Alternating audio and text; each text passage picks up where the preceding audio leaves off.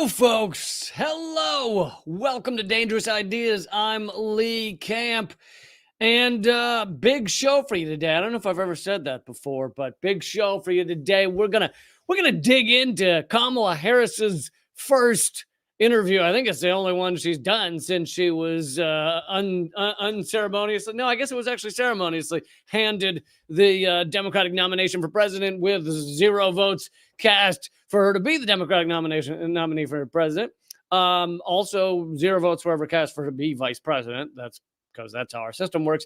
So she is very good at getting positions with 0 votes cast for that position. We're gonna dig into what was shown in the CNN interview. And you know, I always feel the need to throw this in there because I don't know. Some of you may not be working with a fully functional brain stem or something.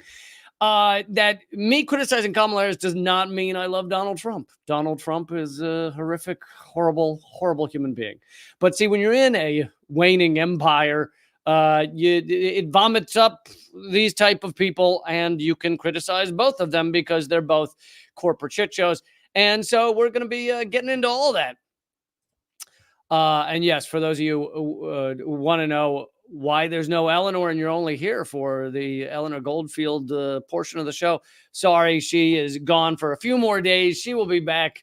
She'll be on the show probably next Friday, if not, if she's not on Thursday or whatever, but she'll be on soon. Anyway, I apologize. Please don't hang up on me. I still love you, okay? But before we get to the Kamala Harris interview, let's talk about what's just happened in Venezuela. Just crazy coincidence. I know this is going to blow your mind, the coincidence of this. The U.S. has just tried to coup Venezuela yet again. They do it every couple of years, you know.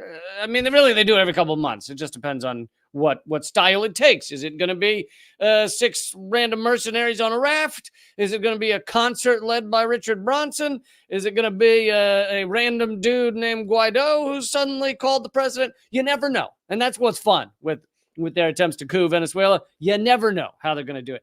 Anyway, the U.S. Maduro just won the election. The U.S. tried to create a coup. Didn't work, didn't go well for the U.S., as many of the past coup attempts have not gone well in Venezuela for the U.S.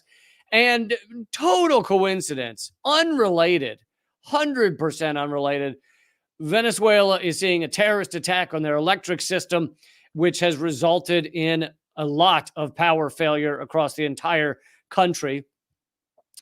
This is from Orinoco Tribune. A terrorist attack against the national electric system has been reported in Venezuela, resulting in a failure in the electrical services of Caracas and several cities across the country, according to reports in the evening. So this one, it started in August 27th, but we're on August 30th, and there's still more reports of ongoing power outages in Venezuela. And again, completely unrelated to the fact that the U.S. is trying to coup them right now, and they feel this is a sensitive time for Venezuela because they've just had an election, and unrelated to the U.S. And so it's just a relief that we can just say this has nothing to do with the U.S. Also, Maduro has said he has asked the Venezuelan people to have nerves of steel in the face of the new sabotage of the national electric system. The head of state, through a message on the social network Telegram, another coincidence that France has arrested the CEO of Telegram, and the U.S. and France and other U.S. marionette puppets despise Telegram and want it to shut down. Completely unrelated to the fact that it allows people like Nicolas Maduro to speak to his people, despite there being power outages. Completely unrelated to the fact that many people who have set up protests against Israel's genocide in Gaza, many of them coordinate and communicate on Telegram because it is largely uncensored and unaccountable to U.S. Western interests. Completely unrelated that Maduro sent out this message on Telegram. He said, as always, I am with the people and I'm at the forefront of the situation facing this criminal attack against the national electric system. Now, by the way, thank you, 11th Hour, for the donation. Yes, solidarity. Feel free, everybody, to throw in a couple of dollars in the super chat to keep this show going. I'll try and highlight all the super chats that I can, or all the ones that I notice. But here's the thing: is whether you're one of these neocons, and it's neocon term doesn't really mean anything anymore because the so-called liberal side of our political establishment, they're also neocons, right? What war are they against? Back during the Bush years, you had a certain faction of the neoliberal wing that said, invading Iraq is a bit much, etc., blah, blah, blah. Nowadays, what is it that the neoliberals are opposed to that the neocons want?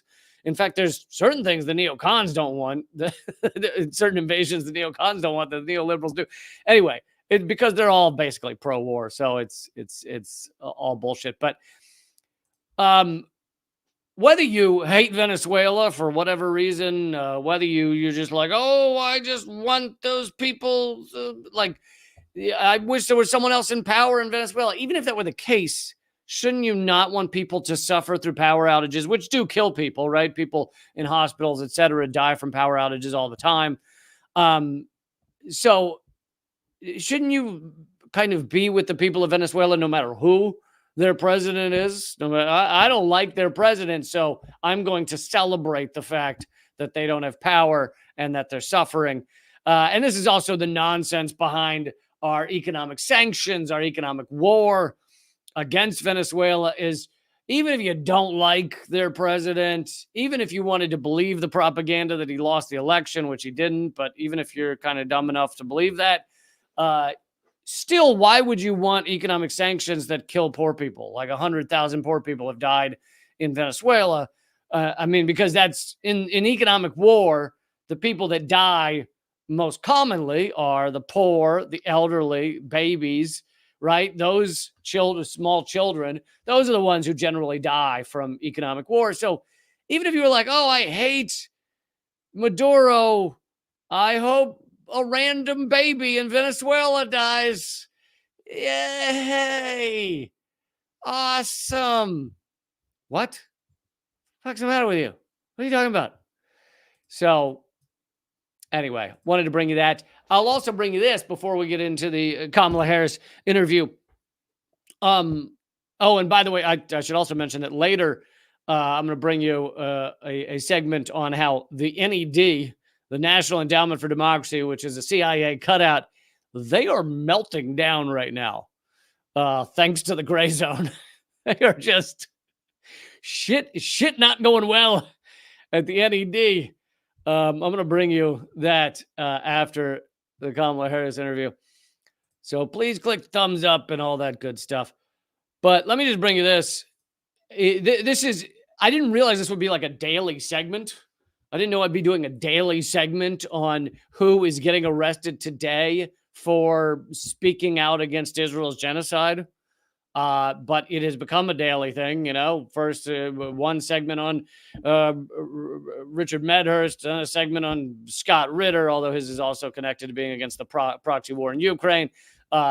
Segment on that activist yesterday, Sarah Wilkinson, who was arrested in the UK for peaceful activism against genocide. And here is today's in the United States. Who are they arresting now? On August 28th, FBI and DHS officers detained and interrogated Professor Danny Shaw at Chicago's O'Hare Airport after he returned from a Free Palestine Film Festival in London. You're not allowed to go to film festivals anymore. That is terrorism, apparently.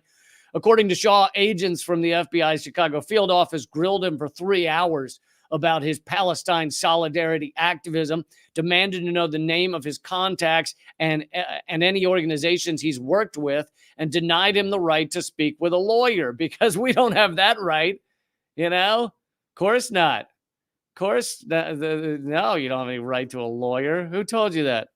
When he refused to answer questions, he was told he would not be released until he complied. See, Professor Danny Shaw made the mistake of thinking he had some sort of rights, such as the right to remain silent. Where did I hear that? Oh, 900 billion episodes of Law and Order. That's right. You have the right to remain silent. 900 billion episodes of every cop show that's ever existed in the U.S., which is all of the TV shows. You have the right to remain silent. I had forgotten where I'd heard that, but now it's sounding familiar. Apparently, no. Apparently, they can say to you, hey, if you remain silent, we will never let you go. Ever? Really? Ever? Ever?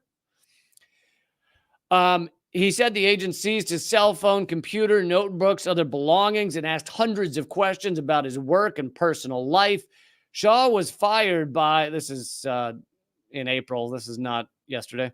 Shaw was fired by John Jay College of Criminal Justice back in April following a coordinated Israel lobby pressure campaign. So he'd already lost his job due to being against the genocide, in which comments he made at a rally against Israel's Gaza genocide were distorted to falsely paint him as anti-Semitic.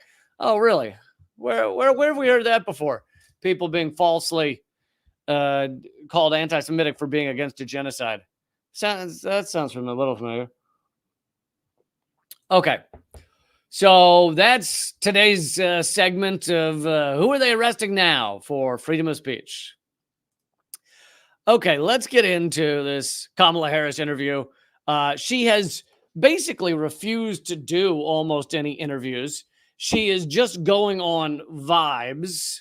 Apparently, we're all just expected to vote for her despite her having essentially zero policies. There's very little that she's come out with of things she's going to do. The entire DNC convention went through. And the platform planks were few and far between. What is it you stand for? Just vibes. Just good vibes, man. Awesome, daddy-o. And much of what she claims to stand for, she's flip-flopped on.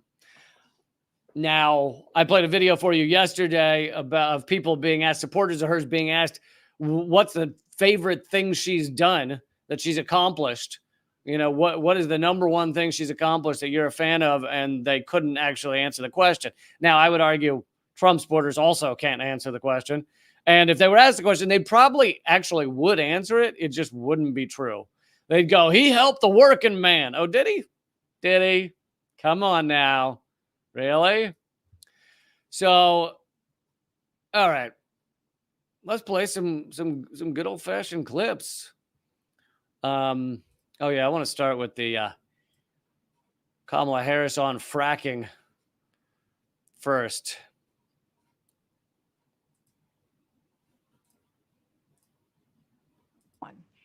When you were in Congress, you supported the Green New Deal. And okay. Sorry, she said when you were in Congress, you supported the Green New Deal. And in 2019, you said, quote, there is no question I'm in favor of banning fracking. Fracking, as you know, is a pretty big issue, particularly in your must-win state of Pennsylvania. Sure. Do you still want to ban fracking? No, and I made that clear on the debate stage in 2020, that I would not ban fracking. As vice president, I did not ban fracking. As president, I will not ban fracking. So here's the thing. If I were asked that question, you remember you said you wanted to ban fracking. Do you still believe that? No, I would not ban fracking. I'm opposed to banning fracking. I would feel like, just from a cringe level, I would feel then obligated to go, I have switched my view because instead she just goes, nope, not doing it. What about how you said you were gonna do it? What about that part of your history? In 2019, I believe, at a town hall, you said, you were asked, would you commit to implementing a federal ban on fracking on your first day in office? And you said, there's no question I'm in favor of banning fracking. So yes. So it changed in that campaign? In 2020, I made very clear where I stand. We are in 2024, and I've not changed that position, nor will I going forward. I kept my word, and I will keep my word. Well, you didn't keep all your words. In 2019, you said you were for banning fracking. In 2020, you claim by that point you had switched. Now, why would it switch between 2019 and 2020? Oh, maybe she was running a primary, and at first she was speaking to, in the primary, you're speaking a little more to the left wing of the Democratic Party. Now, the Democratic Party is not left wing, but some left wingers, people legitimately who have left wing stances, have been beguiled, have been tricked, befuddled, befooled by the Democratic Party and think it's left wing. So there are left wingers in the Democratic Party who don't understand that it's a far right neo fascist shit show. So she was trying to speak to some people who are slightly more left, who, you know, think that if we continue to use fossil fuels, we're all dead, that kind of thing. You know, call them crazy, #science. There's also the fact that fracking uses just a crazy amount of fresh water and contaminates it. It doesn't like use the fresh water and then the fresh water goes into the ground and we can use it later. It uses fresh water and fills it with all kinds of cancerous contaminants, many of which the fracking companies will not even reveal what they are. It's called the Halliburton loophole. They get to cover up what are the cancer-causing agents they're putting into this water that they then pump into our ground that then causes a massive number of earthquakes in areas, many of which never had earthquakes or didn't have many. Now they're just common. Fracking's horrific and just destroys the environment and destroys our world. There's also all kinds of methane leaks from fracking, CO2 leaks. It's just disgusting, revolting, but it has allowed the United States to have more oil than the United States ever imagined we'd have, more fossil fuels. So therefore, it has allowed us greater power on the world stage as we drive off an ecological cliff. And she wants you to know she very much supports driving off that ecological cliff.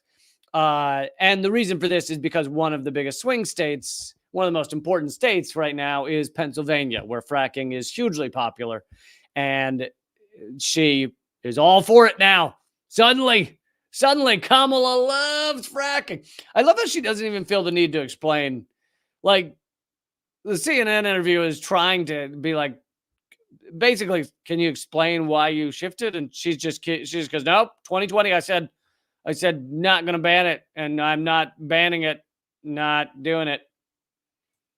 What made you change that position at the time? Well, let's be clear. My values have not changed. I believe it is very important. It seems like if you said you wanted to ban fracking and then you said you were not going to ban fracking, that does sound like on that topic, the values must have changed a little bit. Because if the value was, I want to ban fracking because it's harmful to the environment and we're killing our ability to have a future on this planet, it seems like that value might have slightly been diluted by 2020. So I think your values have changed to some degree. Important that we take seriously what we must do to guard against what is a clear crisis in terms of the climate. That if you stood by that, seems like you'd be opposed to fracking, but you just said you're for fracking. And to do that, we can do what we have accomplished thus far. The Inflation Reduction Act, what we have done to invest, by my calculation, over probably $1 trillion over the next 10 years, investing in a clean energy economy. What we've already done. So these are all buzzwords. The clean energy economy doesn't really mean anything. Much of what they're calling clean energy economy is still basically oil and coal. It's just that the logos are green. They paint each piece of coal green before they ship it to wherever it's going to be burned. The oil tanks have a little green hat on it, like a leprechaun hat on top of the oil barrels. So it's the green energy economy. It doesn't mean anything. You can't support fracking and be for green energy. And I mean, it's crazy gaslighting. Hey, it actually is more applicable with this topic than most. It's just crazy gaslighting. It's crazy lies. It's crazy manipulation. She knows it. And that's why she can't. That's why she's hemming and hawing all over this answer, is because she doesn't support environmental the policies that are good for us long term. They just, having a lot of oil and selling a lot of oil is good for the oil companies, A, and B, good for America. In order to have hegemonic power, we need that petrodollar to keep pumping. So that's what it's good for. Done creating over 300,000 new clean energy jobs. That tells me, from my experience as vice president. And in case you guys need, I know I say it a lot, but I understand some of you do not watch every episode and stuff. I'm always fascinated by we're going to bring more jobs. We're going to, yay. And someone says, well, I'm going to bring even more jobs than that guy over there. And there's no one who says, like, what if we created a better system that wasn't just wage slavery? What if we did that? No, that is not allowed on the stage. That's not allowed anywhere near the stage. That guy is so far from the stage. He's in another country. He's out on an island somewhere. You can't, you may not, it is the third rail of politics to ever question wage slavery. So we have to start at the assumption that you will be a slave to a job you hate for most people. If you have a job you like, then God bless you. Good for you, but you are the rare thing in this world. And so we have to start from the starting point, which is you are just going to have a job you hate your whole life, and you're going to give most of your existence to it, and it's going to suck your soul out. And that's never mentioned. That's just basic. That's ground level. And then and then everything said by these candidates, everything just works from there. I'm going to bring back more of the wage slavery. Anyway. President, we can do it without banning fracking. In fact, Dana, excuse me. She hasn't said why we need fracking. Like, if you're going to defend this horrific practice, explain to people why they need it, why you need it. Because the reason is she can't actually explain why they need it, which is to make big oil happy and to make the petrodollar happy. I cast the tie-breaking vote that actually increased leases for fracking. Yeah. Did you catch that? She is bragging. Do you understand? These two parties are the fucking same. She is bragging about being the tie-breaking vote. So it was her vote. It was all came down to her to increase fracking drilling. By increasing leasing to big oil companies and fracking companies, you're increasing drilling. So she cast the vote that made it so that there was more leases for fracking to continue. And Biden, I've brought you this several times, Biden, under the Biden administration, which I think she was a part of maybe, under the Biden administration, more leasing for oil companies on federal lands, on these lands we're trying to protect, on the little bit of the environment we have left, than under Trump. And doesn't mean Trump wasn't trying to. So I want to make that clear for all the people out there that criticize Kamala Harris and then just leave Trump out of the equation. No, Trump very much wanted to increase all the oil pumping, but he put a lot of idiots in various places, and many of them just were not as good at exploiting our world because they're numbskulls. But it's all sociopaths, but some, smart sociopaths and dumb sociopaths. Man, it would suck to be a dumb sociopath. It's like, because you don't care about human beings at all, so you're all set up to exploit this world just very easily, but unfortunately you're dumb. Anyway, I mean, I guess that describes so many people. Donald Trump. But so more leasing on federal land, more oil pumped under Biden than Trump. And here she is bragging about how she made sure there was more fracking than ever before. Vice president. So I'm very clear about where I stand. And was there some policy or scientific data that you saw that you said, oh, okay, I get it now? what I have seen is that we She keeps asking the same question because this is the fourth time I think that Dana Bash has asked this question. What changed? Why did you change your opinion? And Kamala Harris has not answered it. we can grow and we can increase a thriving clean energy economy without banning fracking. All she said was, yeah, the things. Okay, so that was the insane mumbo jumbo on fracking. Let's now jump to what Kamala Harris would do on day one. By the way, folks, please, if you want to support the show, and we are fighting all kinds of censorship and suppression, but if you want to support this show and see it keep going, please consider becoming a member at leecamp.net or throwing a couple bucks in the super chat. All right, what would Kamala Harris do on day one? God, I'd love to know that. Hear what your plans are. If you are elected, what would you do on day one in the White House? Well, there are a number of things. I will tell you, first and foremost, one of my highest priorities is to do what we can to. Before she answers, I want to see what you think. Now, imagine all the issues in the world.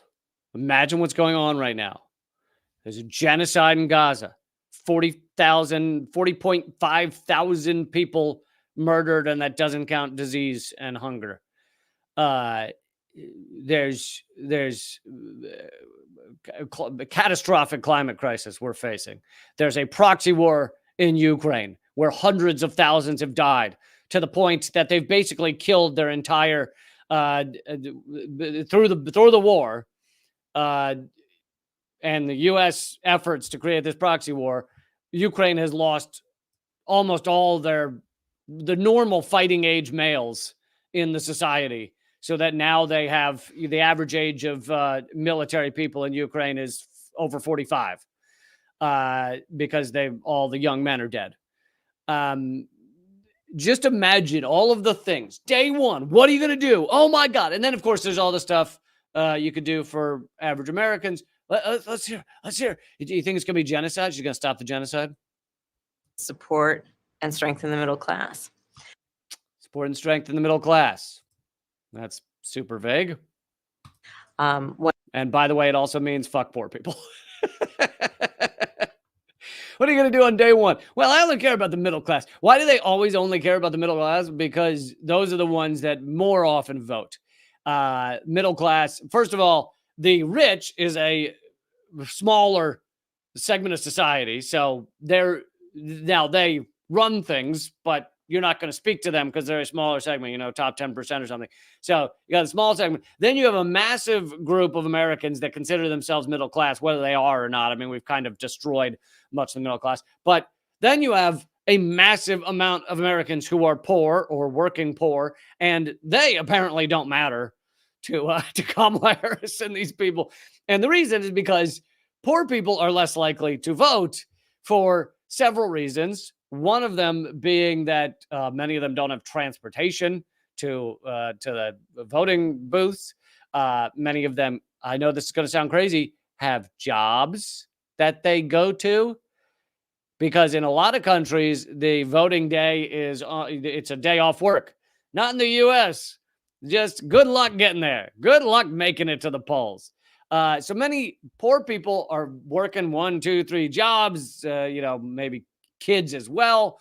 Good luck getting the hour to go stand in line at the ballot box. And there's other reasons as well that the poor people are less likely to vote. But so that's why she apparently day one only cares about the middle class. Strengthen the middle class. When I look at the aspirations, the goals, the ambitions of the American people, I think that could you imagine you're on the cusp of possibly being what they call the leader of the free world. We're the largest prison state in the world, actually. So not really the leader of the free world. If you're going to be the leader of the free world, you can't be overseeing the largest prison state in the I'm with you, man. if you shouldn't have the largest prison in the world, maybe, to be the leader of the free world. Never mind. Never mind. But imagine you're at the cusp of being president of the United States. You're asked what your number one priority is, and you go, first you say middle class, and then you go, I look at the dreams and the hopes of. She sounds like someone on LSD. Like it.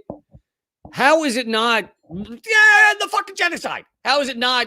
Stop the proxy war. How is it not? Stop the tens of thousands of bombs the U.S. drops every year.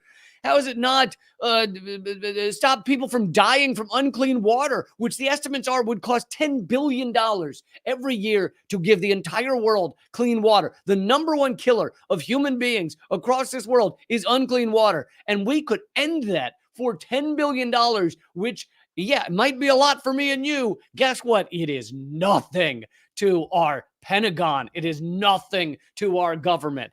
So she could, in one sentence, say, you know what? I'm going to save millions upon millions of lives. Also, the top people who die from unclean water, again, children and infirmed people, but mainly children. So I'm going to save millions upon millions of lives by giving everyone clean water. Day one, done. Day one, that's my priority. Nope. Instead, she's going to tell a little riddle about hopes and dreams and aspirations. To me, that's someone saying, yeah, you know what? I don't want to answer this question because I don't actually care. People are ready for a new way forward, in a way that generations of Americans have been fueled by hope and by optimism. I think, sadly, the hope and change. Remember? How'd that go under Obama? In the last decade, we have had in the former president someone who has really been pushing an agenda and an environment that is about diminishing the character and the strength of who we are as Americans, really dividing our nation. And I think this sounds a little like a haiku or something she's speaking in. What? Yeah, Trump's divisive. That is true, but also you have all the same policies as him. So often people like to vote for someone with different policies than the other person. But no, you're not going to give any policies at all because you have all the same policies as him. So we'll just talk about hope and dreams and aspirations, and I'm not actually going to say anything. Certainly won't talk about the millions of people dying around the world that we could save with a swipe of a pen. Certainly not going to discuss that. Thank you, Ecuadorian Taco, for the super chat donation. Thank you, and solidarity. Okay, I'm skipping to part two here because I can't do hopes and dreams and aspirations and nonsense anymore for the moment. So let's go to Harris being asked about immigration. I'm sure this is going to be an excellent answer. This is gonna just because she's the polar opposite of Trump, right? Polar opposite. In southern countries and northern part of Central America. the northern part of Central America that affects the southern border of the U.S. During the Biden-Harris administration, there were record numbers of illegal border crossings. Why did the Biden-Harris administration wait 3.5 years to implement sweeping asylum restrictions? Well, first of all, think about how that question's phrased. That's CNN just asked her, why aren't you more horrific to immigrants? Why is it taking you so long to be more horrific to immigrants? Now, consider the fact that under Biden, the U.S. has deported more immigrants than Donald Trump. Yet again, as with the fracking leases, this doesn't mean Trump wasn't trying to deport and harm as many immigrants as possible. Of course he was, but he was just shittier at it, or the people he put in place were just shittier at it. So under Biden, you actually have more immigrants deported than under Donald Trump. And every side is trying to deny this. The Trump people don't like this truth that it's more people are deported, because then it sounds like, oh, Biden is hard on immigrants. And the Democrats don't like it because even though they've completely changed all their stances of immigration to be as horrifically anti-immigrant and farther right-wing than Trump almost, they don't want numbers showing they deported more people than Trump. That looks a little bad. But the Democrats several years ago used to talk about how they cared about immigrants. They used to say, we are a nation of immigrants. They used to say these things. Instead, they've now become, we need to give more guns to the people on the borders to stop those brown folks from coming in. That's the Democrats now. Absolutely horrific policies. And we could get into the debate over borders for the next 3 hours, but let's remember that a couple of quick things.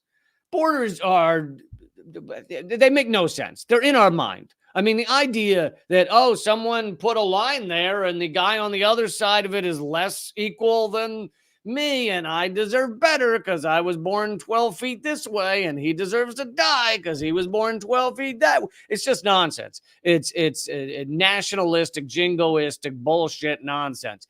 But on top of that, let's remember that borders are very selective as to who they keep out. They, more often than not, almost always, keep out poor people because the country trying to keep people out is trying to keep out poor people. Rich people rarely have trouble with borders. If you're a rich Mexican, you can fly to the United States and not have a real issue with borders. It is a lot easier. Yes, it's not 100%, but borders are designed largely to keep out poor people. And then there's the fact that, of course, there's millions of immigrants in the United States that are working for all of these corporations, and the corporations love them because they can treat them like dog shit, and it's far easier to abuse, harass, harangue, wage theft immigrants that are nervous about their ability to stay in the country than it is for non-immigrants. So all these corporations that technically run our government, rule our government, many of them love these immigrants.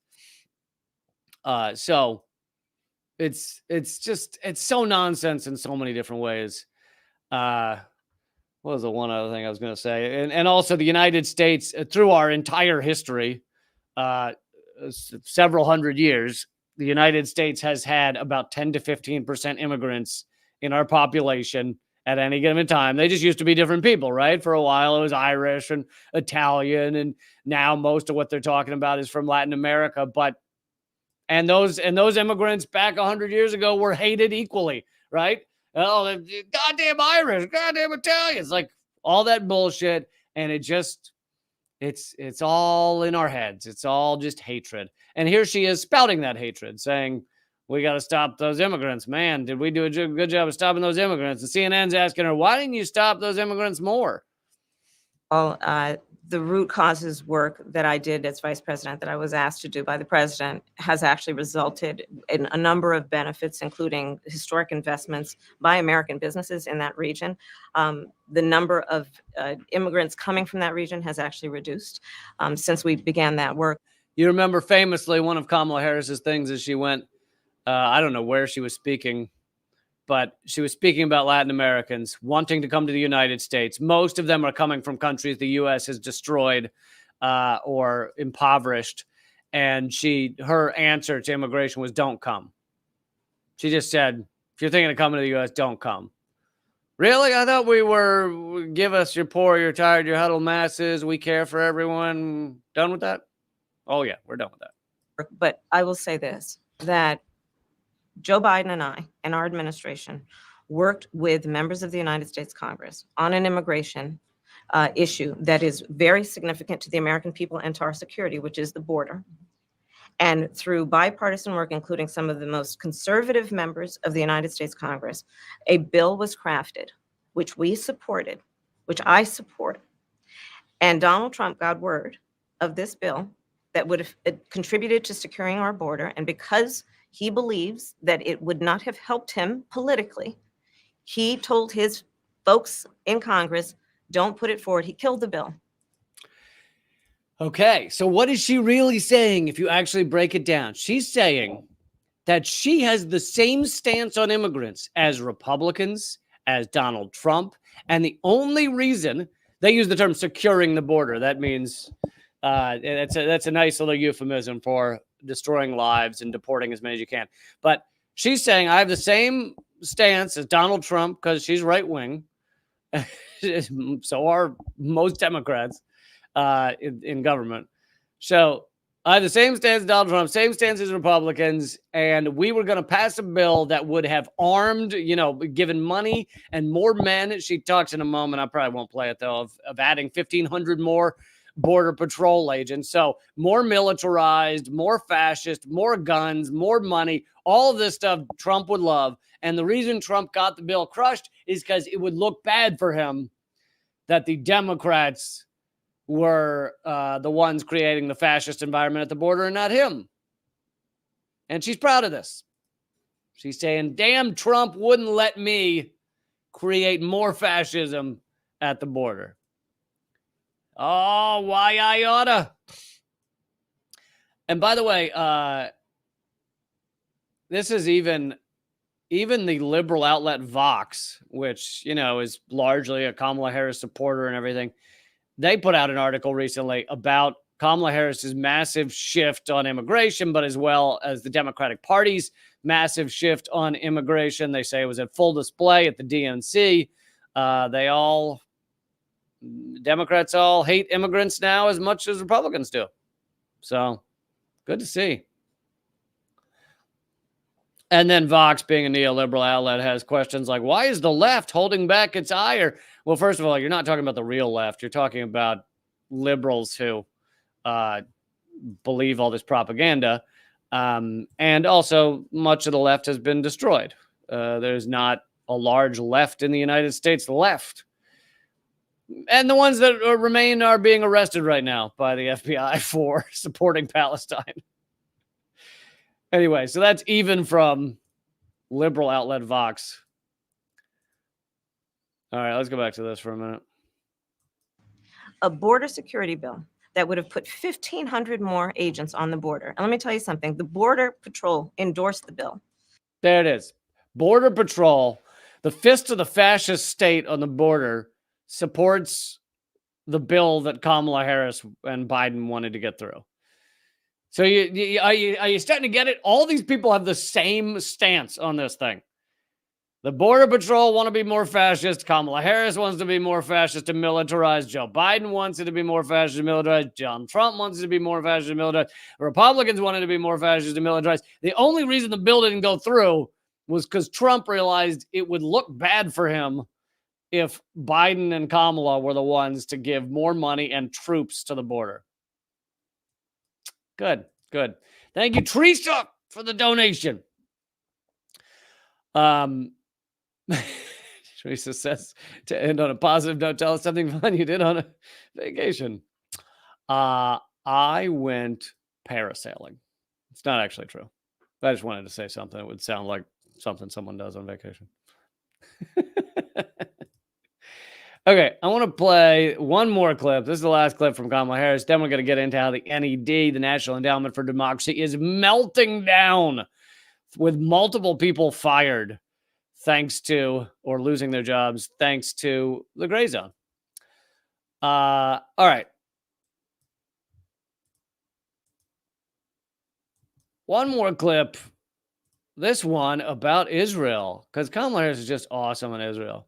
You know what's great about the topic of Israel, unlike the other topics that I've been mentioning, is she and Donald Trump have completely different views on Israel. Because Trump says, finish the job, kill them all, go ahead, genocide, awesome. Kamala Harris says, go ahead, Israel, finish them all, genocide, I'm sorry. I got that wrong. They have the same view. Yep. So I thought different. No, sorry. President Biden has tried unsuccessfully A little fast there, Dana. to end the war between Israel and Hamas in Gaza. He's been doing it for months and months, along with you. There's some good old CNN propaganda. Yeah, Biden's been trying real hard to end this war on Gaza, to end this genocide. He's been trying real hard. He just can't. He wishes he could stop sending tens of thousands of missiles to rain down on children. It's just he's trying. And like Dr. Strangelove, how he doesn't really have control of his hand. It's just like, it's very similar with Joe Biden and the Biden administration. They're like, no, we're not sending any more bombs to rain down on. Oh no! And then their hands just life of their own, and they send the missiles over to Israel to bomb children. It's really, he has tried so hard. He's trying so hard. Would you do anything differently? For example, would you withhold some U.S. weapons shipments to Israel? That's what a lot of people on the progressive left want you to do. Let me be very clear. I am unequivocal and unwavering in my commitment to Israel's defense. So no. Would you stop sending missiles to murder innocent people? I want to be clear. No. No. I would continue to send bombs to rain down on Gaza, Gaza is a 25-mile strip of land, and it has received the equivalent of 6 Hiroshima atomic bombs since 11 months ago. Israel has dropped the same amount as 6 Hiroshima atomic bombs on a 25-mile strip of land, killing, if you count disease and famine, hundreds of thousands. And she wouldn't stop that. She's fine with that. No red line there. Also, she uses the euphemism, the propaganda term, Israel can defend itself. If you have a essentially unarmed, because comparatively the size of the arms and the technology and everything, Gaza is essentially unarmed. If you have an unarmed strip of land and one of the largest militaries the world has ever known, and the unarmed people are in a little 25-mile cage, and you rain bombs down on them for 11 months, killing 40,000 if you don't count famine and disease. Is that defense? Is that, because I must have a bad definition. I must, my dictionary is not up to date. It's actually from the 1600s, and apparently defense means a whole other thing now. And its ability to defend itself. And that's not going to change. But let's take a step back. October 7, 1,200 people were massacred. Many of them by the IDF, but she cannot say that. Many young people who were simply attending a music festival. Women were horribly raped. Complete lie. And I've brought to you how most of the people at the music festival that were killed by IDF. Many of those cars, a lot of people that were killed at the music festival were in their cars trying to leave. And those cars, because they had bullets piercing the top of the car, which is not where Hamas was not above them. So if bullets are piercing the tops of the cars, where did those come from? Oh, IDF helicopters, which we know did repeated runs back and forth to the music festival, firing and runs to go get more ammunition. And those cars were all shredded and buried in an undisclosed location, because that's what you do when you're innocent of something, right? You take the evidence and you shred and bury it. Anyway, and then we get to the grape allegations. I'm not going to say the word. I'm literally not doing it as a joke or to be snarky, but because I think YouTube will completely stop showing this video to anybody if I say the actual word, which is a beautiful thing that we can communicate here. And YouTube and all these platforms are wonderful. You can communicate as long as you don't talk about real issues. As long as you don't talk about, the worst people in World War II, if you know who I'm talking about. As long as you don't talk about the green grape allegations. But anyway, the grape allegations have been completely debunked, and I've brought you play-by-play of all of that, so I'm not going to go through it all again. Kamala Harris has been one of the biggest proponents of lying about that. She has been running around saying over and over all of these, repeating all of these mass grape ideas, and she has never mentioned the actual provable grape that has been done by Israeli soldiers on Palestinians in the torture camps. More and more evidence has been coming out about that. And of course, the Israeli Knesset, the parliament in Israel, I brought you this a few weeks ago. They were actually having a debate as to whether it's okay, whether it's acceptable for IDF and Israeli security forces to essentially grape prisoners as a tactic. And they came down with, yeah, it's fine. It's fine. So a lot of real moral stuff going on from the Israeli Knesset, the Israeli parliament. Thank you, Philip, for the donation. Thank you for supporting the show. Solidarity. So anyway, let's get back to Kamala here, who is just making a wonderful moral point here. As I said then, I say today, Israel has a right to defend itself. We would. And how it does so matters. Far too many innocent Palestinians have been killed. So then she does what the New York Times does, and it becomes passive voice. Far too many, and also she adds the word innocent in there, as if you consider them guilty, it's fine to murder as many Palestinians as you want. like to throw the word innocent in there. Israel is killing not just everybody they're killing everybody they can discover who's connected to Hamas, but Hamas is the government. So there's plenty of Hamas officials that are not, and people working with Hamas that are not militants. But outside of that, they're killing the entire family. So someone they suspect is with Hamas goes to their home and Israel bombs it and kills the whole family. But then on top of that, because of their AI program, because of their AI program, they're just assuming someone's with Hamas if they have multiple cell phones or something, oh, that must mean they're Hamas, which is often not what it means, which is part of the reason they've killed so many journalists as well. But so she wants to say, oh, have died, use the passive voice. Far too many have died. Oh, really? What's the not too many number of innocent people? What's 10,000 would have been all right, but now it's bothering you a little?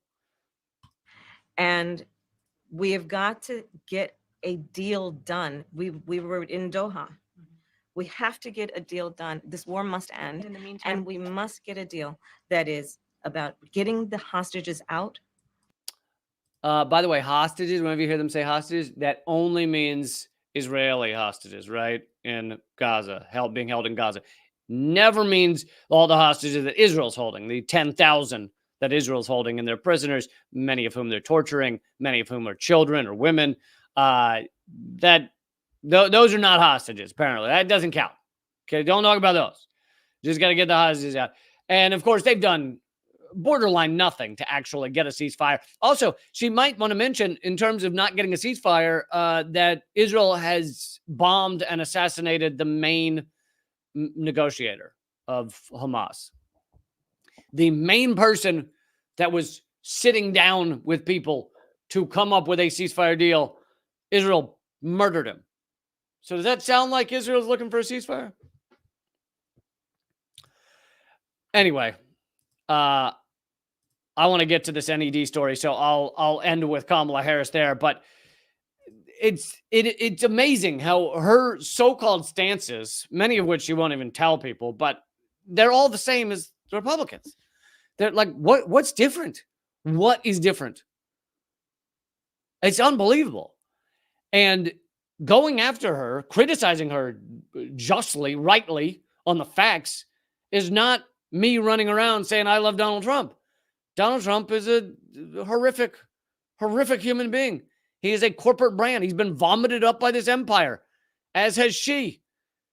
And so, no, instead, I'm rightly criticizing all this bullshit she spouts and standing for the same thing as the most right-wing Americans. To say these parties are the same. They're one party. And we're seeing it again and again and again. Okay. Let me get to this last story here, because it is pretty amazing.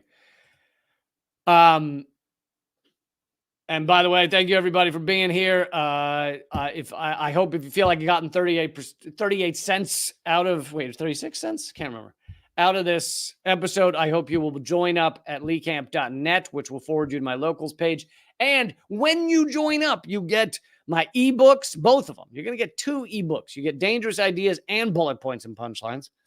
Also, thank you, No True Flags. It's 38 cents an episode. $6 a month. Thank you for doing the math, because I didn't want to. You get both my ebooks when you sign up. You also get my comedy special, Laughing All the Way to the Shitstorm, my Zoom comedy special. And you get regular extra segments. Yesterday, I did an extra segment. Was it yesterday? Yesterday I did an extra comedy segment for everybody over at leecamp.net. So I hope you will join up and support this show. Okay. So, I did not cover this at the time. I must I missed it or something. But about a year ago or so, an official at the NED called Gray Zone, called Max Blumenthal and Alex Rubinstein, both of whom I know, called them and wanted to talk to them. And so they recorded her call with them, and it has been an utter catastrophe. So this is the more recent part, an utter catastrophe for the NED. And now the Gray Zone has access to leaked emails from inside National Endowment for Democracy of just what a shitstorm has happened inside the NED for one phone call with Gray Zone. And so let me give you some of the details. The Gray Zone's publication of an embarrassing phone call with the National Endowment for Democracy. And I'll just throw it in. I know most of you know this, but National Endowment, NED, they call it NED. I often say NED, but the kids in the know say NED.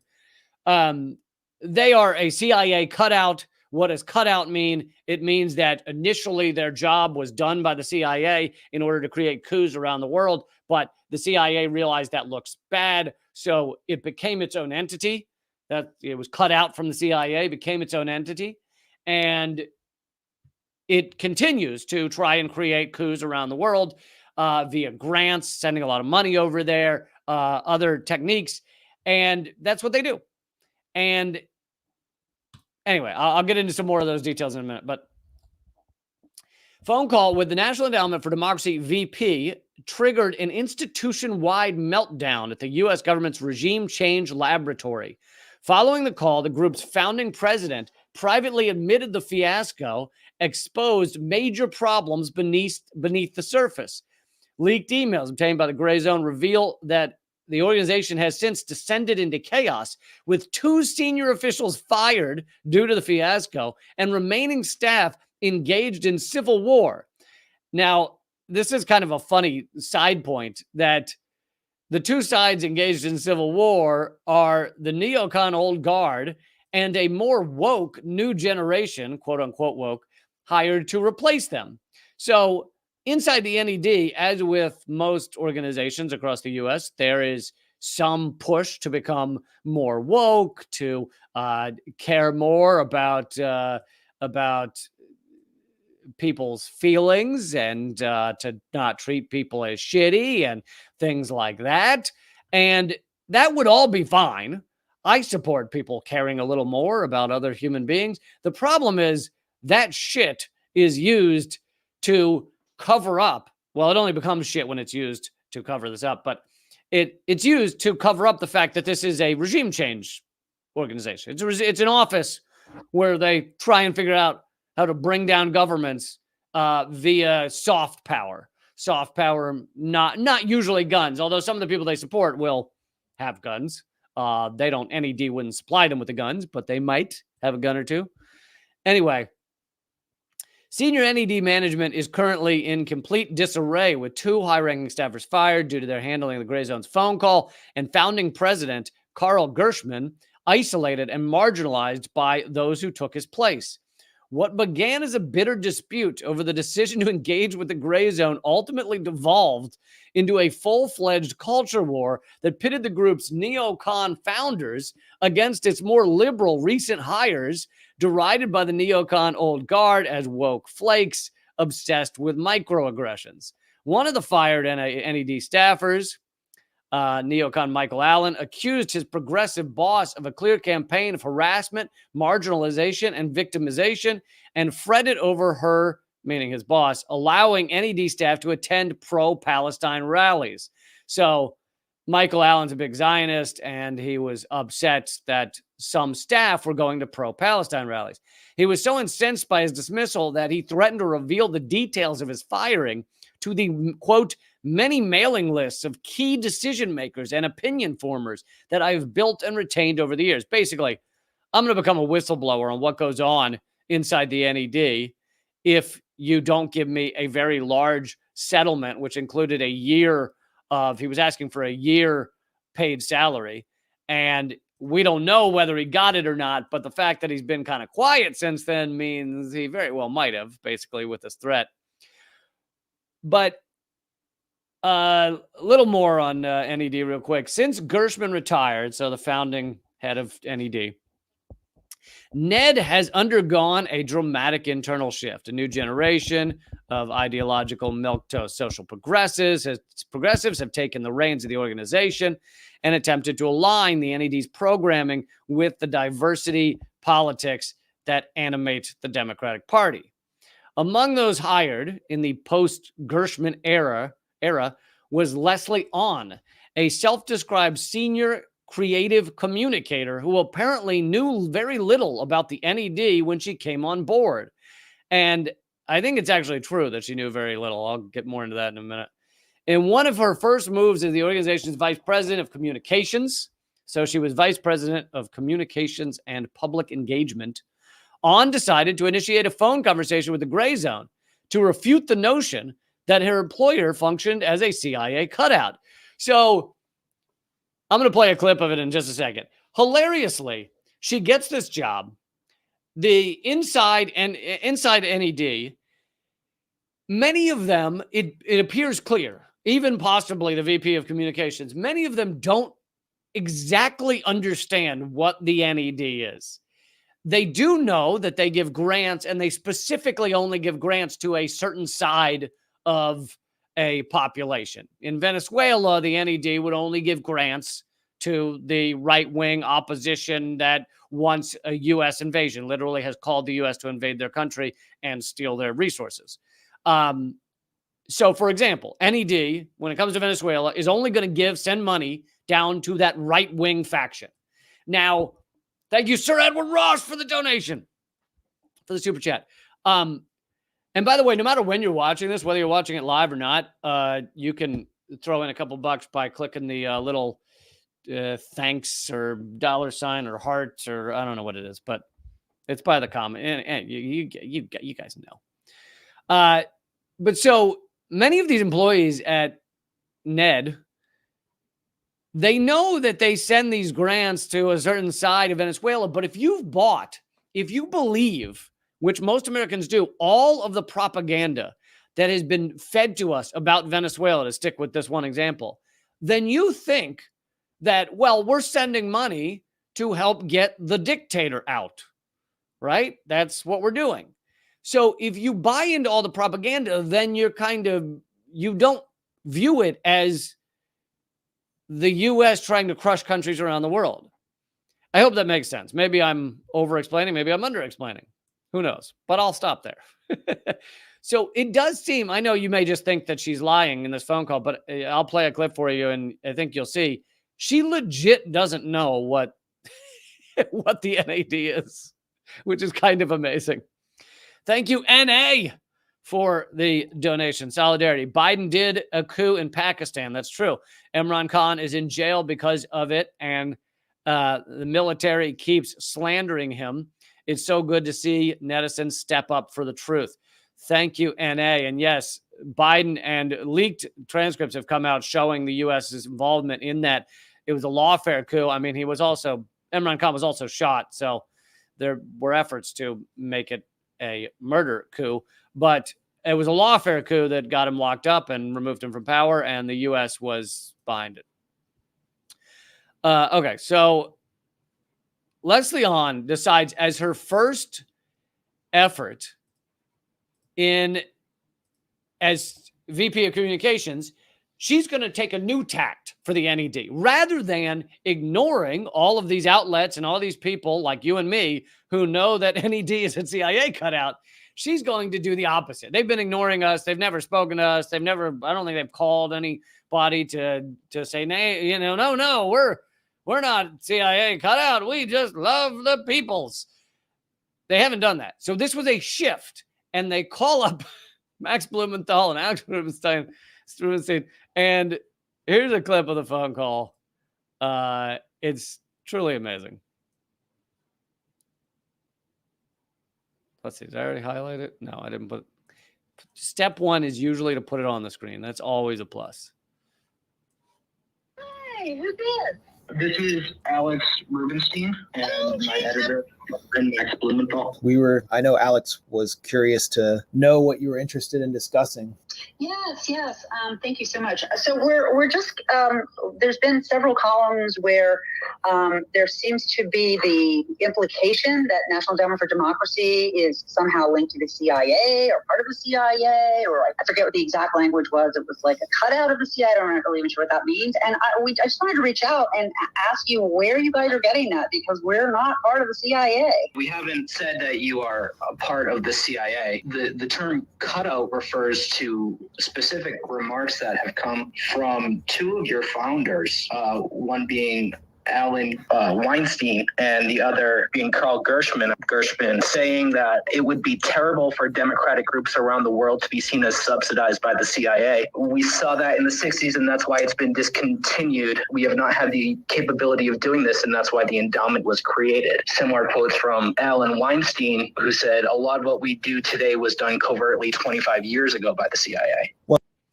so I'm going to keep playing in a second, but both those quotes show the truth that the CIA realized it looked bad for the CIA to be funding all of these groups seeking coups around the world. And so they needed an organization with a nicer name than Central Intelligence that sounded like it was just helping democracy. And so they get separated from the CIA, but they're a CIA cutout. They're doing the part of the job that used to be CIA's job, and to create coups. Well, the National Endowment for Democracy was founded under the initiative of CIA Director William Casey. He wrote a letter to Reagan's Attorney General Ed Meese on a small working group to make recommendations to the president on the merits of creating a national endowment in support of free institutions throughout the world. And the NED came to being through a compromise between Bill Casey and Bill Proxmire, who was a senator from Wisconsin. I'm not sure if you know about this, but Proxmire insisted that the NED be completely firewalled from the CIA. And ultimately, the CIA director, Casey, got Proxmire to compromise and reach an understanding that the Senate would essentially approve any U.S. intelligence involvement with the NED. And, at the time, the NED was sponsoring the American Institute for Free Labor Development, which was absolutely a CIA proxy operating under the auspices of the AFL-CIO. And they helped elect a right-wing military thug in Panama. His name was Nicolas Barletta. He's one of many figures that the NED has helped to bring to power by sponsoring groups that were seeking to overthrow governments the same way that the CIA had done covertly. I feel like at that point, she should have realized she was outgunned, realized that she doesn't actually have nearly the information that Max and Alex have, and been like, actually, I gotta run. My cat just puked on my dog, and I gotta go. Instead, with a complete lack of knowledge of what she's trying to debate, she thinks she's going to continue to argue with them. I can give you many examples if you wish. I mean, I'd love to have all that history and all that background. I mean, that's not how I understand our history to be, and maybe you know more than I do. But that is, I mean, you know, NED is very much not a part of the CIA, not affiliated with the CIA. We don't go out and unseat presidential candidates or those sorts of things. And that's not our role. That's not our purpose. So, in fact, they do go out and unseat presidential candidates. They just do it via funding opposition groups to create color revolutions. One of the best examples that was successful is Ukraine, right? It was many of these opposition forces were funded by NED. Now, they weren't the ones arming them. That was, you had CIA working in Ukraine as well. So these things often work hand in hand. You have NED funding opposition groups. Another one that was, that I think maybe Max mentions later, is the Hong Kong so-called democracy protests. It's not that there is no protests in Hong Kong. There are, but you've got NED funding groups to try and create often violent, sometimes not violent, but often violent clashes with the government to try and bring down governments. So it is what they do. So I'm aware of those old quotes. They're very convoluted and they weren't elegantly spoken. And they actually have sort of been around and sort of haunted us for a long time. And it's unfortunate. I think if you read between the lines, what they're saying is the CIA used to fund pro-democratic activities, and that we had a specific, that NED was going to be separate and different and independent, and we are independent. But I'm really curious to know all the rest of this stuff, because I frankly didn't know it. Like, where would I find this information? I'm surprised that you don't know it if you're working for an organization. I mean, you should know, and the NED is proud of the fact that it spent nearly $1 million or maybe more to unseat Daniel Ortega and the Sandinistas in the 1990 election in Nicaragua and install a neoliberal Violeta Chamorro. The National Endowment for Democracy proceeded to sponsor, to the tune of over $1 million, NGOs and media organizations in Nicaragua that fueled a violent insurrection in 2018 that has left over 200 people dead, including many Sandinistas I interviewed as a journalist. So I'll stop it there, and I'll throw, if you want to watch that whole video, it's another 10 or 15 minutes. But if you want to just all that video, I'll put it in the description as well. But that whole phone call. But so this phone call happens. It gets some traction, and of course, it's the NED trying to refute the fact that they're a CIA cutout while actually having no information. All she could say is the CIA is not walking around. I don't see them in the office here. And it's like, well, then you don't understand what a CIA cutout is. So she just can't refute any of it. And later, like, it just gets worse. Later, she says, I guess I sound stupid here, but we're not CIA. And anyway, and then she starts getting annoyed and snarky and stuff. And, so this comes out, it goes a little viral, and people are talking about it, and it makes the NED look like absolute garbage, and like they're not able to defend this fact, and that they're not CIA, which they are a CIA cutout. And now they have leaked emails. What just came out recently is they've leaked emails that show that inside NED, it's just been catastrophic. I mean, she's lost her job. The one that was on the phone call there she's lost her job. That other guy who was demanding a big severance, he's lost his job. It's just multiple people fired, and the emails are hilarious because it's Gershman screaming about these idiots, this moron who just called the gray zone, and it's pretty unbelievable. But it's good to see the U.S. regime change arm, National Endowment for Democracy, melting down from the inside over their attempt to try and say they're the good guys. No, you're not. Not when you're crushing countries around the world. I regret to inform you. I'll